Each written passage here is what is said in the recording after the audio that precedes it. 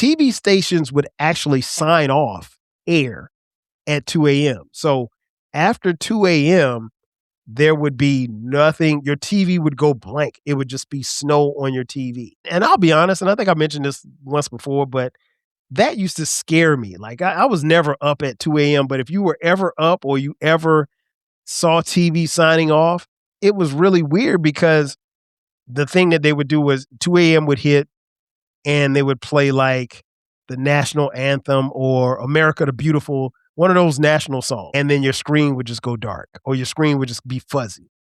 And it would literally be like that until 6 a.m. the next day. So for 4 hours between 2 a.m. and maybe 6 a.m. or maybe sometimes 2 a.m. depending on the channel, between 2 a.m.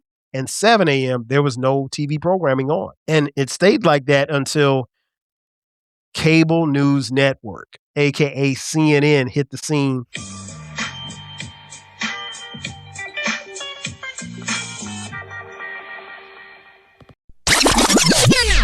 Ladies and gentlemen, thank you for listening. Thank you for downloading. And thank you for subscribing to the latest edition of the 12 Kyle podcast. I am your boy, 12 Kyle. I want to thank you all for tuning in as you do each and every week. Shout out to those of you who are watching on YouTube as well as Spotify. Man, check this out. I've been wanting to talk about this for a long time. Watching TV for me ain't the same anymore. It has drastically changed for me. I don't know, and I'm very interested to hear your feedback as to how you watch TV, how it's consumed, where do you watch TV? Who do you watch TV with? But for me, I don't watch TV the same. And it's crazy because, and I'm going to talk about it in this episode, there's a lot of things, a lot of different ways that I can watch TV. TV, in essence, is always with me. Like I can watch TV on my phone. I can watch TV on my Mac, or I can watch it on an iPad, or I can watch it on TV. But I don't watch TV the same. As many of you know, maybe you don't know, I'm a child of the 70s, reared in the 80s and the 90s. TV was different back then. It goes without saying because we didn't have the technology and everything that came with it. But I will say this much, it was different because where we watch TV, when we watch TV, and with whom we watch TV with was always important. As a child, I always watched TV with my family. I can't ever recall just watching TV by myself. Even when I got a TV in my room, I was usually watching TV with my brother, who's 3 years younger than me. So, but just watching TV by myself alone, no, that didn't happen. If it did, you probably could count them on one hand. And when my parents were together, we all watched TV as a family, or at the very least, I watched TV with my mom or with my dad. But it was never a situation where I was watching TV by myself. But TV was very important in our house. I remember years where we had the big floor model TV. And then we had years where kind of like the cover art, the big floor model TV might go out and then you got to put a little TV on top of the big floor model TV. And then, obviously the dimensions and things had changed for TV. I remember my first TV, my own personal TV, was a black and white TV. And, we used that to play our video games on sometimes. But yeah, it was different how we viewed TV. It was always something special, but it was very important to watch TV because if you weren't watching TV, you were outside. And what was happening outside? Everything, because everybody was outside. But when you weren't outside, you were watching TV. And I mean, I remember watching some of my favorite game shows like The Price is Right, particularly if I was home from school. The Price is Right, Press Your Luck, obviously Wheel of Fortune. As I got a little older into the 80s, Jeopardy was a big one that I would watch with my mom and my dad, specifically with my dad. And I was always amazed at how he got so many answers right. And it's funny because that's a tradition that we have now with my wife and my kids. We'll sit and watch Jeopardy at the dinner table. And we're all in competition to see who can get as many right as we can. And so that's always interesting. But from that to my favorite sitcoms, I watched a little bit of everything in the 80s, from obviously shows like The Cosby Show, A Different World, to even a little bit back further than that, The Jeffersons, Good Times, Different Strokes. Shout out to Charlene Dupree. The Facts of Life, Who's the Boss, The Wonder Years. Listen, I could name Alice. I could name, if it was out back then, I probably watched it. Right. And so like that was very important. And then obviously Saturday morning cartoons. I did a guest episode where I talked about my experiences watching Saturday morning cartoons. Me and my brother Damon would come out. We'd get up early, 7 o'clock in the morning, get our bowl of cereal, sit on the floor. Well, I would lay on the floor. I lay on my stomach, eat my cereal, and we watch, the likes of the Super Friends. He liked the Smurfs. I hated the Smurfs. That's another story for another day. So like the Super Friends, Fat Albert and the Cosby Kids, just to name a few. I could go on. And then we'd watch Soul Train. And by the time Soul Train went off, it was time to go outside. TV was a staple. And then something changed. In 1982, that was the year that I turned 10 years old because I was born in 72. Something changed. The advent of cable TV. So cable TV changed the game. And it was crazy because like, I remember we had this big cable box, and on the cable box, you had to, when you wanted to change a channel, there was no remote control. You had to literally walk to the TV and press a button to change the channel on the cable box. It was annoying, but we were so happy to have more than 4 channels because prior to cable, we only had 4 channels. I think it was ABC, NBC, CBS, and PBS. That was it. So if whatever you were watching didn't come on those channels, I mean, pretty much everything came on those channels, but the game changed when you were watching those things. But again, cable TV changed my life because one of the major programs that I would watch every single day was something called Music Television or MTV. And on Music Television or MTV, this is where they would show videos. And that was a new concept because someone like me who loved music, this was my first time seeing videos go with the songs that I would listen to. Now, I'll be honest, 82, there wasn't a lot of the music that I listened to on, like you wasn't going to see SOS Band on MTV. You wasn't going to see The Time on MTV. Hell, the only people that I listened to that you would see on MTV was Prince and Michael Jackson for a little while. One of the artists that I liked back in the early 80s was a guy from Buffalo, New York by the name of Rick James. That's right, Rick James, bitch. Shout out to the Chappelle Show. But Rick James couldn't get played on MTV, and he wasn't happy about it. Subsequently, a couple of years later, there was a TV station out of Washington, D.C. that came about on cable TV, and it changed the game for me as well. And it was called Black Entertainment Television, a.k.a. BET. Once we got BET, man, it was over. It was over. I loved watching BET, loved watching the videos, loved watching the programming. Shout out, rest in peace to Ananda Lewis. Teen Summit, everything. And like I said, Saturday mornings were meant for cartoons. Saturday nights, my mom would let me stay up for a little while to watch Saturday Night Live. Eddie Murphy was on back then. Here's a funny thing that a lot of you who are probably younger don't remember. But if you're my age or from that era, you remember. TV stations would actually sign off air at 2 a.m. So after 2 a.m., there would be nothing. Your TV would go blank. It would just be snow on your TV. And I'll be honest, and I think I mentioned this once before, but that used to scare me. Like I was never up at 2 a.m., but if you were ever up or you ever saw TV signing off, it was really weird because the thing that they would do was 2 a.m. would hit and they would play like the national anthem or America the Beautiful, one of those national songs. And then your screen would just go dark or your screen would just be fuzzy. And it would literally be like that until 6 a.m. the next day. So for 4 hours between 2 a.m. and maybe 6 a.m. or maybe sometimes 2 a.m. depending on the channel, between 2 a.m. and 7 a.m., there was no TV programming on. And it stayed like that until Cable News Network, aka CNN, hit the scene. I want to say that was probably like in the early to mid 80s as well. So once we got CNN, that was the only channel that was, and that's what they ran on. They ran on the idea and the concept that their network was going to be on 24 hours a day, 7 days a week.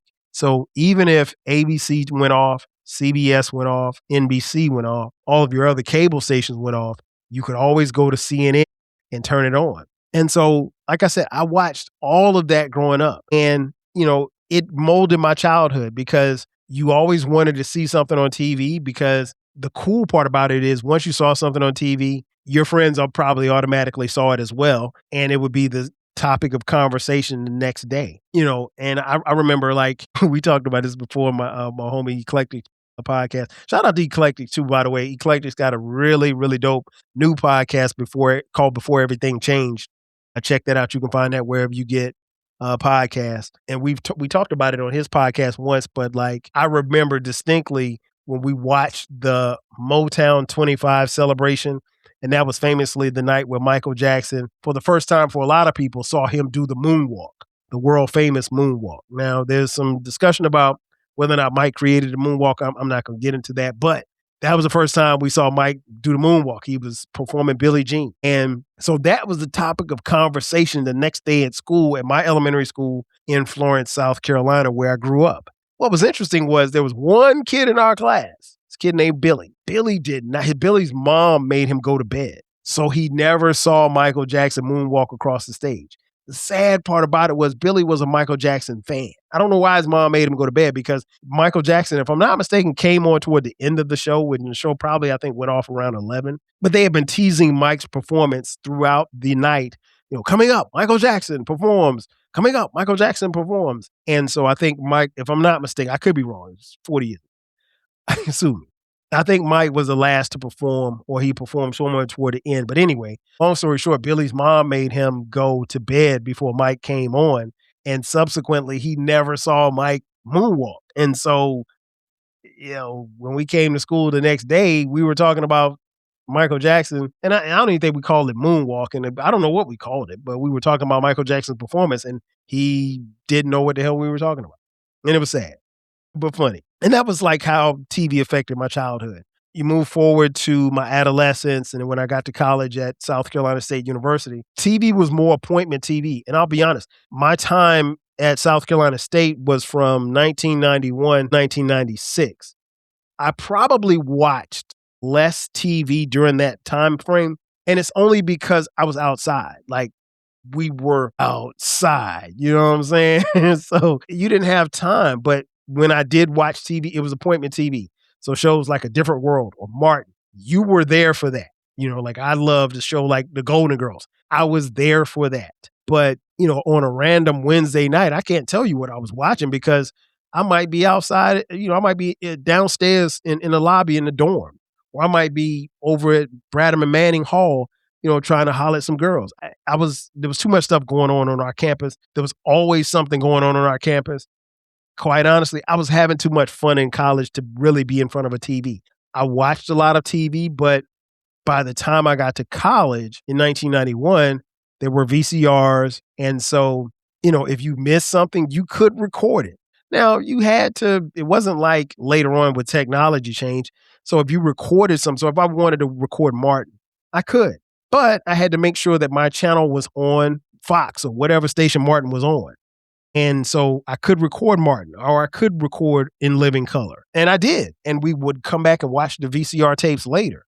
And that was good because that way, if you weren't in front of a TV, you didn't miss anything. Because here's the thing, folks. If there was an episode of A Different World, which was one of my favorite TV shows ever, if there was ever an episode that you missed, you wouldn't see it again until the following like summer when they ran the reruns. And who's in the house on at 8:30 on a Thursday night in the summertime? Not me. I'm outside. So yeah, we did it like that. I did more recording, and I had a lot of VHS tapes where we watched on our VCRs. And so that was cool, but it did change how I watch TV. And now it's time for a quick commercial break. On the other side of the break, I'll tell you how much TV viewership changed. Sit tight. We'll be back in just a second. We are back. Once again, it's your boy 12 Kyle. This is the 12 Kyle podcast, and we're talking about how TV changed for me. Before the break, I mentioned about how I watched TV as a child, and then I mentioned about how I watched TV as a young adolescent. Now, once I became an adult, the way that I consumed TV, also because of technology, was totally different from my childhood and my adolescence. Watching TV changed for me drastically as an adult. You know, by the time I became an adult, I eventually would become a father, husband. I was working. And so you're probably not spending as much time in front of the TV, even though you have quite a bit of time. But, you know, particularly when our kids were young, you end up watching kid programs. I might watch Blues Clues because Dion wants to watch Blues Clues. Or I might watch, I might go watch Cars instead of, I might pop the VCR in and watch the movie Cars as opposed to watching something, a special on TV. And you just did that just because, you wanted to make sure that your kids were watching something because you didn't want your kids watching the stuff you were watching, right? And so a lot of times some of the stuff was more family oriented. I still got a chance to see the shows that I liked and loved. I just did it at my own pace. And then again, technology changed things and also social media. We'd be far remiss if we didn't mention the role that social media played in how we viewed TV. I'll be honest, there was a point in time on Twitter where we would watch TV as, I guess, the people that I followed and the people that followed me, we would watch it as a community. Remember Scandal, the TV show Scandal? Oh my God. We would be on Twitter tweeting away about everything that was happening in the episode. And it kind of sucked for some people because if you didn't, I live in Atlanta, so I'm on the East Coast, but if you lived in LA, you might want to not see the tweets because it would then spoil it for you because it's not on at the same time. It's coming on 3 hours later. But Scandal, How to Get Away with Murder, shows like that, we would just kind of what we call tweet through them. It was must-see TV. I loved, even though I didn't particularly care for the music a lot of times, but I loved, we would watch on social media together as a community the BET Awards, and we would tweet about who was performing, and it was a dope time.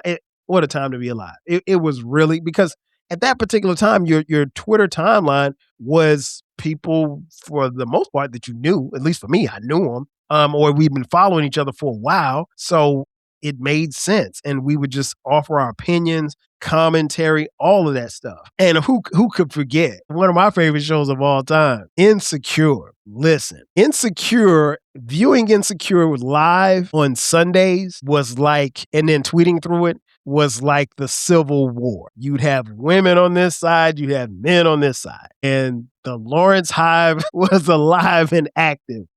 One of my favorite memories of, the experience of watching Insecure live and commenting through it was when Lawrence and Issa broke up and Lawrence smashed old girl. Listen, man, if you could, there's ways you can go back and check those tweets, but if you went down the timeline, boy, it was some hurt people that night.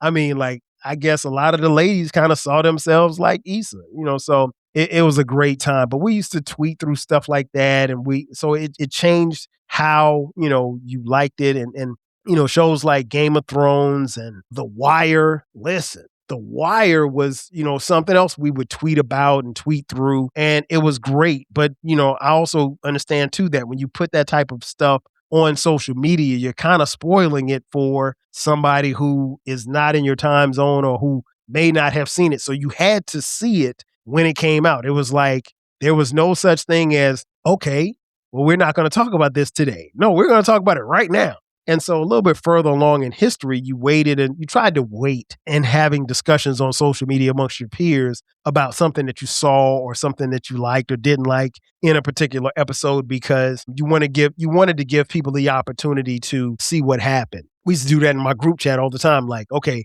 who saw it last night? And there would always be 2 or 3 guys. Hey, I haven't seen it, but I'm going to watch it tonight.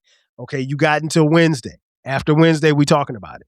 So it was group watching of TV, and that coincided with the group dynamic of your social media timeline. I was really, really in tune with my social media timeline, with my Twitter timeline, with my Facebook timeline. As time moved on, those things became less and less important, and quite frankly, a lot of weirdos showed up and made social media what it is today, a weird space. So that fast forwards to me now. How do I watch TV now? How I watch TV now is totally different from how I watched it as a child, how I watched it as an adolescent, how I watched it as a younger adult. Now I have access to way more TV than I've ever had in my life, and I watch very little TV.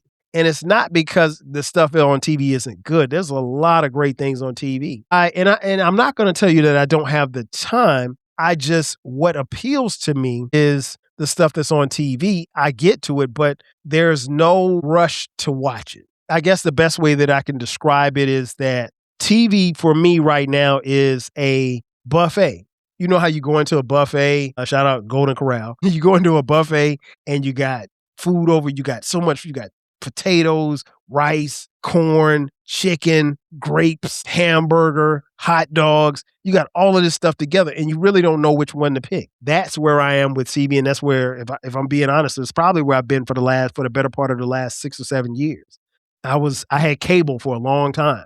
And about 4 years ago, I cut the cord as far as cable was concerned, because between the NFL Sunday Ticket and my regular cable bill, I was paying over $300 a month, right? So I found a streaming service I'm not going to name. Found a streaming service that, it's a Fire Stick, basically, programming that where I have access to over 9,000 channels. I have access to over 50,000 movies, both past and present. Sometimes movies that are currently in the theaters. Well, they have to be in theaters for at least a month. And then normally after a month, they'll pop up. But I could watch any document, any type of series from the past or the present. And like I said, close to 10,000 channels. And I paid $40 a month for it. And even having all of that access, I don't watch TV like that. I just don't. I get to it when I can. Or, it's the idea of the buffet. It's a lot of food, but I'm just going to go over here and get some corn. I'm going to go over here and get a biscuit. I'm going to get a little bit of corn, a biscuit, and a piece of chicken, and I'm going to sit down and eat. And that's it. I'm not interested in getting a big thing of mashed potatoes, a big thing of collard greens, a big thing of string beans, a big thing of pork and beans, a big thing of hot dog, and putting it all on my plate. I'm not doing that. I just don't. I'll be honest. I watch more sports than I watch anything else. And for me, that's my reality TV. For me, that's the unpredictability of sports is what I watch. Particularly now at the time of this recording, football season is winding down. The NFL is wrapping up. The college football playoff is almost over. And so we're new into 2026. And once the NFL season ends, that's normally when I kind of dive into, the shows or what have you. But I still watch the NBA. I don't watch a lot of, particularly, at least up until this point. I mean, my favorite team is the Atlanta Hawks. I live here in Atlanta, so that's who I watch. But if the Hawks aren't playing, I might turn to see what LeBron or Steph Curry is doing. But I have, in this TV package, I have access to all of the basketball games. So I have access on Sunday afternoons. I have access to all of the football games. On Saturday afternoons, I have access to all of the college football games. Honestly, on Saturdays, I'm watching my South Carolina State University Bulldogs, who just won the Black College National Championship. Shout out to us. So yeah, but I'm normally watching sports. Baseball is going to be here soon, probably sooner than you know it. I'm a Yankees fan. I'll tap in for the Yankees most days. Now, the Yankees are a little bit different because they play 162 games. So I'm not going to sit here and tell you that I watch every single game. But I'll peek in every now and then through the first month or so of the season. And then probably once the All-Star break comes, then I'm watching pretty constantly because there's not much on TV during the summertime as far as sports is concerned. And that's another time where I kind of catch up on stuff. But because I don't have that desire to talk to people or to find out about what's the hot thing or what's out or what have you, I don't really watch. Or I'm not going to say I don't watch it. I take my time and I'll say I'll get to it because that's the equivalent of me. Oh, they got some grilled chicken up there. Okay, I'll come back and get some grilled chicken. I mean, like, for instance, I'll give you an example. Like the Puff Daddy documentary is and has been out for a couple of months. I haven't seen it. I plan to see it, but it's there. I'll get to it. I know there's been a long discussion and conversation and talked about on the Breakfast Club and all of these other places, the posts, the blogs, the gossip columns, all of this stuff. I mean, I haven't seen the doc. I heard it's pretty good, but the thing I always say about documentaries, particularly if I'm familiar with the story, what am I going to learn that I don't already know? That's my main question. If I can learn more about you or a particular subject in a documentary that I didn't know before I press play, then that's what I'm all for. But I'm not into watching documentaries where I watch it and it just reaffirms everything that I already knew. That's a waste of time for me. I'm not going to tell you that I don't have time to watch TV because I do. I just don't. I mean, I work from home and I'm probably one of the few people who work from home and I never turn my TV on during the day. Never. I don't know what comes on between 8 a.m. and 5 p.m. I know a lot of people, my brother who works from home as well, they'll watch, First Take on ESPN. I'm not into hearing the talking heads talk about sports because it's annoying. It is really and truly annoying to me. But yeah, I just don't. So I'm entering the time where I can dive into the TV stuff, the stuff that I haven't seen, the stuff that everybody's been talking about that, man, you need to check that out. I actually have a list. I have a list, and the list is pretty long, and the list is strictly called things to watch. I'll share with you just a couple of things that are on this list. The Vince Staples Show. So I think I saw a couple of episodes from season 1. I know season 2 is out now. Black Twitter Doc, How to Die Alone, the Black Quarterback series, Succession. I'm going to watch Succession. I started it and I stopped it, I think, after season 1, but I'm going to go back to season 1 and start over and watch Succession. I think Succession would be because it's an hour long, it would be something great for me to watch when I ride the bike at the gym for an hour. Because I want to be on the bike for an hour. Succession will be something that I could watch. Severance. I saw the first episode. It looked really, really weird. I think if I can get through the first episode, I'm going to go back to that. Godfather of Harlem. I've heard great stories about it. I don't know what season it is in. It's on the list. Am I going to go watch it? I don't know. Ladies First on Netflix. The Choice is Yours on Paramount. Dear Mama, the Tupac doc. Ted Lasso. I saw the first 2 seasons of Ted Lasso. Incredibly funny. I got to go back. I don't know what season they're in. The Morning Show. A Showtime Lakers show. Sweet Life. United Shades of America. Blackberry. The Money Game. 1992.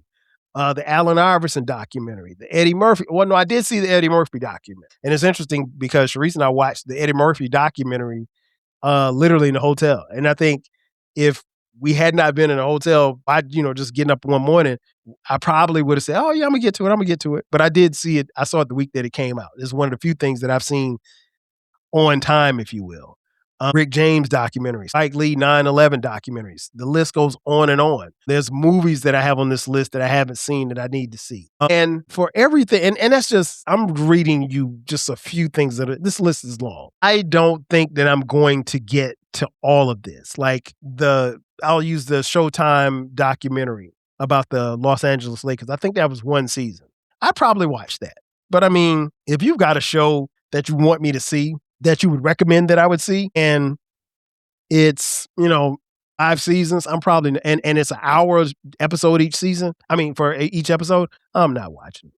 Now, I loved Insecure because even though Insecure was 5 seasons, you could, it's only 30 minutes each episode, so you could knock it out. I'm not a binge watcher. Like, I know some of you listening and watching, y'all can sit and say, hey, we're going to watch this episode or we're going to watch this series for this weekend. We're going to get some popcorn. We're going to sit on the couch.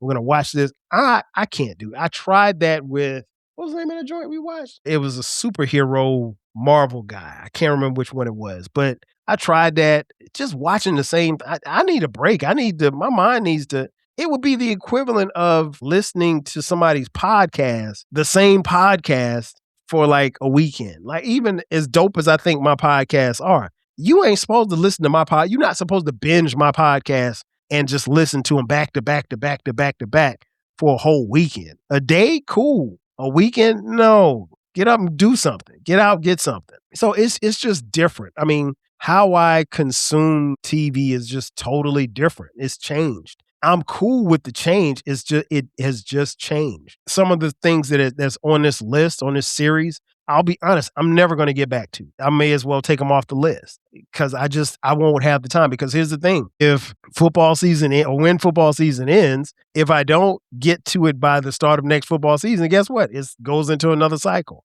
So I'm probably not going to get to it. So it's better that I have something set up regimented wise to where I can sit and look at it. Just like I said, Succession, each episode is an hour long.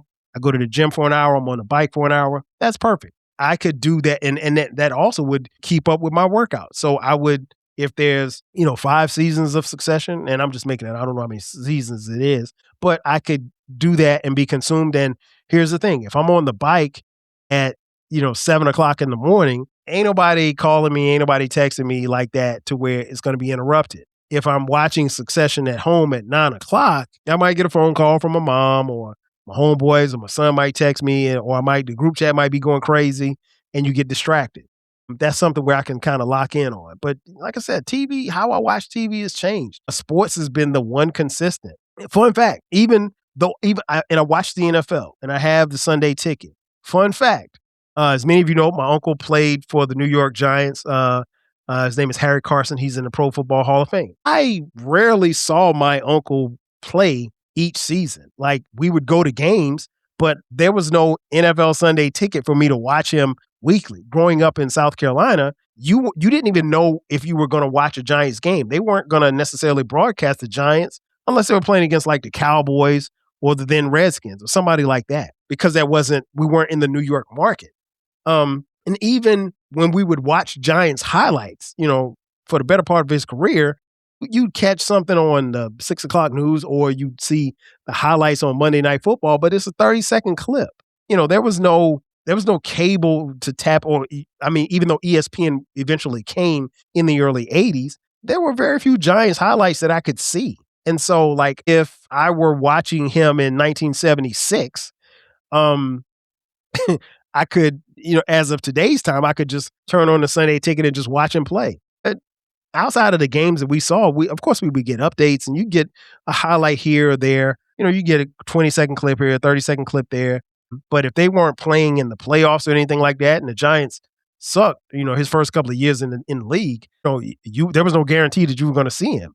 So it changed. And even now, things have changed. So I get access with the Sunday ticket. I get access to every single football. I could put the game Sunday afternoons during the regular season. I can put it on the Red Zone channel, and the Red Zone channel will show you bits and pieces of every single game whenever they get in the red zone. And it's great for TV. It is great TV, particularly if the Giants aren't playing. That's what I'm doing.